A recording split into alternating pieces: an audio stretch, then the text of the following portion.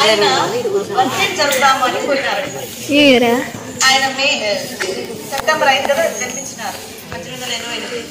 ఆ రోజు ఆయన బర్త్డే సెలబ్రేషన్ చేస్తాము అంటే నాకు బర్త్డే వద్దు, నేను గురువుని కదా, ఆ రోజు గురువులందరికీ అంకితం చేస్తాను కాబట్టి నా పుట్టినరోజు మీరు టీచర్స్ డే జరపండి అని చెప్పి ఆయన అన్నారంట. అప్పటి నుంచి టీచర్స్ డే జరుపుకుంటున్నాం అనమాట. ఆయన బర్త్డే రోజు మనమందరము టీచర్స్ డే జరుపుకుంటున్నాం. 2 రాష్ట్రపతులు మనకి గురువులు. ఎవరు? అబ్దుల్ కలాం గారు ప్రొఫెసర్, సర్వేపల్లి రాధాకృష్ణన్ గారు ప్రొఫెసర్. మొట్టమొదటి ఉపరాష్ట్రపతి ఈయనే, 2 సార్లు ఉపరాష్ట్రపతిగా చేసినారు. తర్వాత 2వ రాష్ట్రపతిగా పనిచేసినారు.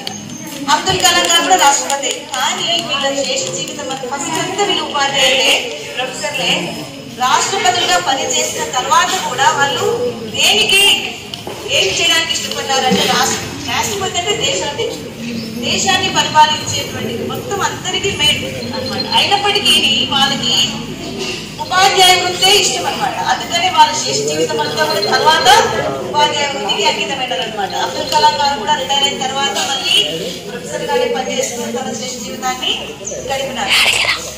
ఈయన సర్వేపల్లి రాధాకృష్ణన్ గారు మైసూరు విశ్వవిద్యాలయం ప్రొఫెసర్ గా పనిచేస్తున్నారు అనమాట.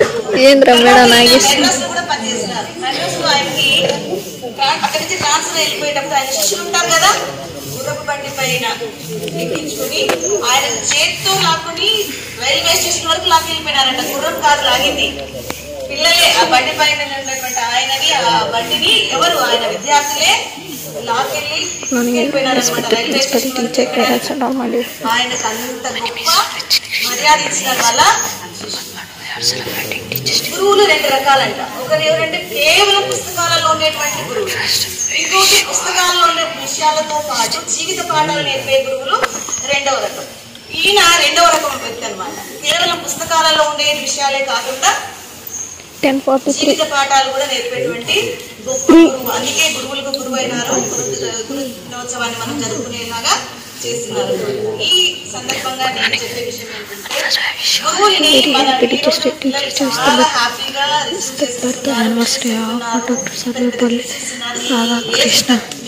మీ శక్తికి మించిస్తున్నారు. మేము అది కాదు కోరుకునేది, సంతోషం. మీ అభిమానాన్ని చూపిస్తున్నారు. మీరు చదువులలో రాణిస్తే మేము అంతకంటే సంతోషం. Great scholar, Guru Brahma, Guru Vishnu, Guru Devo, President of India, teaches the best students, express love and respect for their teachers. Teachers are the backbone of our society. They are the source of knowledge and wisdom. Teachers teach us good manner and make our right. Our real and best friends. My dear teacher, we never forget you in our life.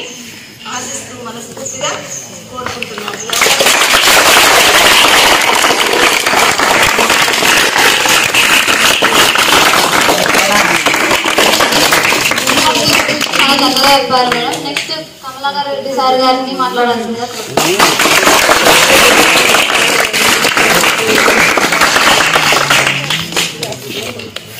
అందరికీ నమస్కారం. ముఖ్యంగా వేదికను అలంకరించినటువంటి మన ప్రధాన ఉపాధ్యాయులు గారైనటువంటి గారికి, అలాగే నా తోటి ఉపాధ్యాయులందరికీ శుభోదయం. అలాగే ఉపాధ్యాయ దినోత్సవ శుభాకాంక్షలు. మా విద్యార్థులందరికీ మా ఆశీస్సులు.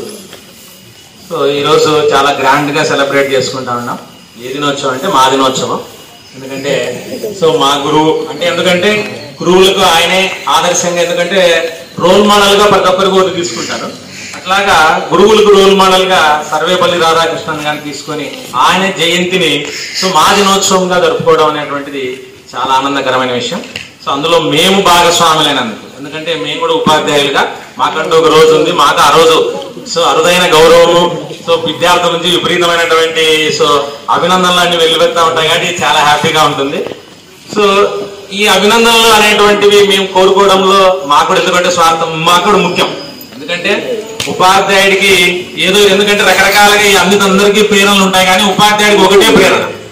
ఏంట్రా ఆ ప్రేరణ అంటే మీ జీవితం ఎంత బాగుపడతా ఉంటా, అంటే మీ భవిష్యత్ అనేది ఎంత బాగా ముందుకెళ్తా ఉంటే సో ఉపాధ్యాయుడిగా మాకు అంత ప్రేరణ, అది ఒక పెద్ద మోటివేషన్.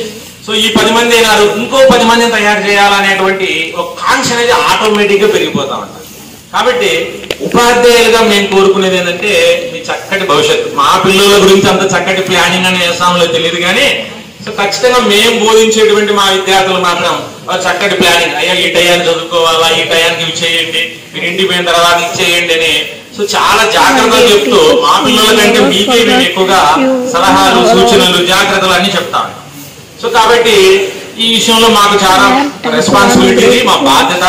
కాబట్టి సో దీన్ని మేము సక్రమంగా నిర్వర్తిస్తున్నాం. అందులో ఇక్కడ ఉండేటువంటి టీచర్లు ఎక్కడ కూడా ఎవరు కూడా కాంప్రమైజ్ కావడం లేదు అనే విషయంలో సందేహం అయితే లేదు. ఇంకా సో సర్వేపల్లి రాధాకృష్ణ గారి యొక్క గొప్పతనం గురించి మేడం గారు, సో అలాగే మన హెచ్ఎం మేడం గారు, అలాగే మన నిర్మలా మేడం గారు చెప్పడం జరిగింది. సో మనం ఆ విషయాల జోలికి పోవడం లేదు, కానీ సో ఉపాధ్యాయులుగా మేము ఎంత సక్రమంగా బాధ్యత నిర్వర్తించినప్పటికీ మా బాధ్యతలు సక్రమంగా నిర్వర్తించినాము అని సంతృప్తినిచ్చేది ఎవరు అంటే మీరే. ఎందుకంటే మీ యొక్క అవుట్పుట్, అంటే మీరు ఏ విధంగా భవిష్యత్తులో తయారవుతారనేటువంటి అంశాన్ని బట్టి మా సంతృప్తి అనేది ఆధారపడి ఉంటుంది. కాబట్టి సో మీ యొక్క నడవడికి, మీ యొక్క అభివృద్ధి సో మాకు నిజంగా గొప్ప ఒక అవార్డు లాంటిది. సో మామూలుగా మాకేదో పిలిచి శాలువాలు కప్పి లేకపోతే ఇంకోటి కాదు, మాకు పలాని పిల్లలు సార్ మీ బ్యాచ్ సార్ మేము మీ పలాని ఇయర్ చదువుకున్నాం, మేము పలాని సాఫ్ట్వేర్ ఇంజనీర్ లేకపోతే పలాని దాంతో జాబ్ పని చేస్తున్నాం, ఇట్లాగా ఒక అంశం చెప్పినప్పుడు ఎట్లా ఉంటుందంటే చాలా సాటిస్ఫైగా ఉంటుంది. అది చాలా బాబు, ఇంతకంటే ఇంకేం కావాలి. మా పిల్లలకు వచ్చినప్పుడు కూడా అంత ఎక్సైట్మెంట్ ఉండదు.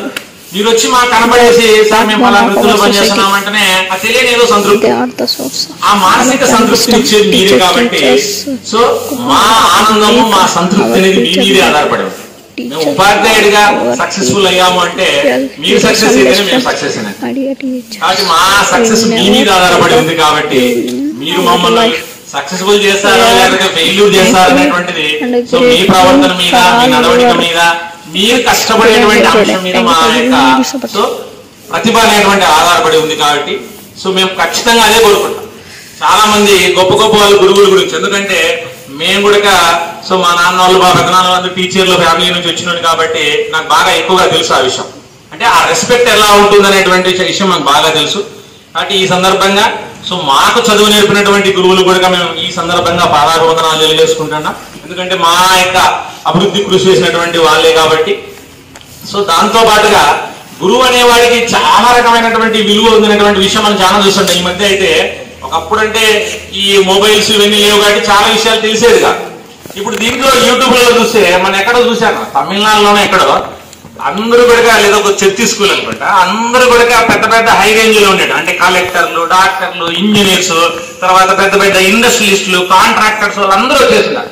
వచ్చేసి లైన్ లో నిలబడి ఉండాలి. లైన్ లో నిలబడి వాళ్ళ టీచర్కి ఒక సో బర్ర ఒక స్టిక్ ఇచ్చేసి అందరూ కూడా ఆయనతో కొట్టించుకుంటా. అంటే వాళ్ళ తృప్తి చూడండి ఎట్లా ఉందో. అంటే ఆ స్థాయికి పోయినా కానీ గురువుకి ఇచ్చినటువంటి విలువ అనేటువంటిది సో అంత గొప్పగా ఉంటుంది అనేటువంటి విషయాన్ని నాకు ఆ వీడియో చూసిన తర్వాత తెలిసొచ్చు. ఎందుకంటే ఒకప్పుడు ఏం తెలిసేదిగా, ఇప్పుడు ఇవన్నీ మాధ్యమాలు వచ్చిన తర్వాత సో ఈ నలుమూలలో ఎక్కడ ఏం జరుగుతున్నటువంటి విషయాలు కూడా తెలుసు. గొప్పతనం అనేటువంటిది సో ఆ విధంగా కూడా ఇప్పుడు ప్రతి ఒక్కరు కూడా అంటే స్థాయి ఏ స్థాయి అయినప్పటికీ గురువు స్థాయి అనేటువంటి అత్యున్నతమైన స్థాయి. కాబట్టి ఆ స్థాయిని సో మనం అందరం గౌరవించుకోవాలి. ఎందుకంటే విద్యార్థి దశలో ఉన్నప్పుడు మేము అదే ఉపాధ్యాయునికి సో మా యొక్క గౌరవాన్ని ఇస్తాం. మీరు కూడా, మేము కావచ్చు, మా తర్వాత వాళ్ళు కావచ్చు, ఎవరు వచ్చినప్పటికీ మీరు తర్వాత పోతారు, ఇంటర్మీడియట్ పోవచ్చు, డిగ్రీ పోవచ్చు, తర్వాత రకరకాల అక్కడ కూడా మీకు తెలియదు కూడా సో ఉపాధ్యాయులే మీకు బోధించే వాళ్ళే. కాబట్టి సో వాళ్ళకు కూడా సక్రమైనటువంటి గౌరవ మర్యాదలు ఇస్తూ సో మీ యొక్క జీవితాన్ని మంచి అభివృద్ధి బాటలో పయనింపజేసుకుంటారని ఆశిస్తూ సో ధన్యవాదాలు. Thank you.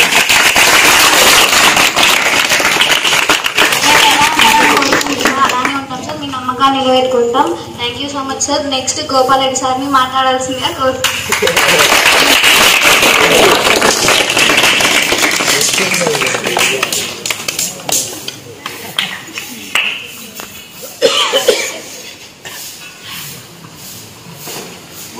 స్వర్ణోత్సవ సమావేశానికి అధ్యక్షత వహించిన మాస్టర్ మేడం గారికి, నాతోటి ఉపాధ్యాయులందరికీ ఉపాధ్యాయ దినోత్సవ శుభాకాంక్షలు. పిల్లలు కూడా ఉపాధ్యాయ దినోత్సవ శుభాకాంక్షలు మరియు ఆశీస్సులు. అందరూ సర్వేపల్లి రాధాకృష్ణ గారి గురించి మాస్టర్ మేడం గారు టీచర్స్ అందరూ కూడా బాగా గొప్పగా చెప్పడం జరిగింది. ఒక టీచర్గా ఉన్న వ్యక్తి రాష్ట్రపతి స్థాయికి వెళ్ళినట్టు మేము కూడా ఒక టీచర్గా ఉన్నాం కాబట్టి మాకు కూడా అది గర్వకారణమే. ఇంతకుముందే తెలుగు మేడం గారు చెప్పారు, గురు బ్రహ్మ గురు విష్ణు గురుదేవ మహేశ్వర తస్మై శ్రీ గురువే నమః. ఇది మనం అందరం కూడా సంస్కృత శ్లోకాన్ని చెప్పుకుంటున్నాం, కానీ ఎందుకు ఏర్పడిందని ఎవరికైనా మీకేమైనా ఐడియా ఉందా? ఒకసారి చెప్పినా అనుకుంటా 9th క్లాస్ వాళ్ళకు. ఒక గురువు దగ్గర అనేక మంది శిష్యులు విద్య నేర్చుకుంటూ ఉంటారు. ఆయనకు భవిష్యత్తు, కాలజ్ఞానం, మన జ్యోతిష్యాలు ఇవన్నీ కూడా పొట్టినపిండి. అక్కడ విద్య మనలాగా ఇప్పుడు మనకు హై స్కూల్లో 10th వరకు అయిపోతానే బయటికి వెళ్ళిపోతాం. వాళ్ళు చిన్నప్పుడే వచ్చి మొత్తం విద్య అంతా నేర్చుకుంటుంటారు. అయిపోయిన తర్వాత అందరూ శిష్యులందరూ కూడా వారి వారి గమ్యస్థానాల కంటే వారి ఇళ్లకు వెళ్ళిపోయిన ఒక శిష్యుడు మాత్రము పోడు. ఎందుకంటే ఒకసారి గురువు పక్క ఊరినప్పుడు, గురువా నీ జాతకము, నువ్వు పుట్టిన నక్షత్రము అవన్నీ ఒకసారి నాకు ఇవ్వు అని వాళ్ళ గురువు బాగా జ్యోతిష్యం మొత్తం నేర్పించాడు అందరికీ. కానీ ఈయనకు బాగా ఇంట్రెస్ట్ ఉండడం వల్ల అందులో గొప్ప మెలకువలన్నీ కూడా నేర్చుకుంటాడు. ఎందుకురా నా జాతకం నాకు తెలుసు కదా అంటే, లేదు గురువు ఒకసారి నేను కూడా చూస్తానంటాడు. కానీ ఆయన ఆ డొంకపల్లెకో లేకపోతే పైడిపల్లెనికి పోయినప్పుడు ఆ జాతకాన్ని నక్షత్రం ప్రకారం చూస్తే ఒక 2 సంవత్సరాల తర్వాత కుష్ఠవ్యాధి వచ్చి అనేక రకాలైన బాధలు పడతాడని ఆయన జాతకం, గురువు జాతకం చూసి తెలుసుకొని అందరూ వదిలిపెట్టిపోయినా కూడా ఆయన ఒక్కడు ఆయనకు సేవలు చేసుకుంటూ నువ్వు పోరా అయిపోయింది కదా అని కూడా పోడు. చెప్తాడు, గురువా నీ జాతక ప్రకారము నీకు ఇలా వ్యాధి వస్తుందంటే, మరే నా జాతకము గుడ్డు వచ్చి పిల్లని ఎక్కిరించేట్టు నేను నీకు చెప్తే నువ్వే నాకు చెప్తానా అంటే, ఏమో గురువా నేను చూసినా, నువ్వు చూసుకుంటే ఎట్లా ఉన్నావో తెలియదు కానీ నేను చూసుకునేప్పుడు మాత్రము నీకుంది కాబట్టి నేను నిన్ను వదిలిపెట్టి పోనని చెప్తాడు. అట్లే ఆయన పాపం అన్నట్టుగానే కుష్ఠవ్యాధి వచ్చే వీళ్ళిద్దరూ ఆయన తీసుకొని తీర్థయాత్రలకు అని చెప్పి కాశీలో పోయి ఉంటారు. వీళ్ళు ఎలాగైనా గురువు నుండి విడగొట్టాలని చెప్పి ఫస్ట్ బ్రహ్మ వస్తాడు. గోరెక్కి కనాయలా విద్య నేర్పించినాడు, అయిపోయింది, ఇంకా నువ్వు వదిలిపెట్టుకోవచ్చు కదా, సీము నెత్తురు అంతా కాస్తుంది, గురువు దగ్గరే ఉన్నావు, నువ్వు గురువును వదిలిపెడితే నీకు మంచి వరాలు ఇస్తాను చెప్తాడు. లేదు నేను పోను అంటాడు. ఎంత చెప్పినా కూడా విన్నాడు. అట్లా ఫస్ట్ బ్రహ్మ వస్తాడు. అందుకే గురు బ్రహ్మ అని వచ్చింది. తర్వాత విష్ణువు వస్తాడు. విష్ణువు నానా రకాలుగా పాచికలేస్తాడు. అది కూడా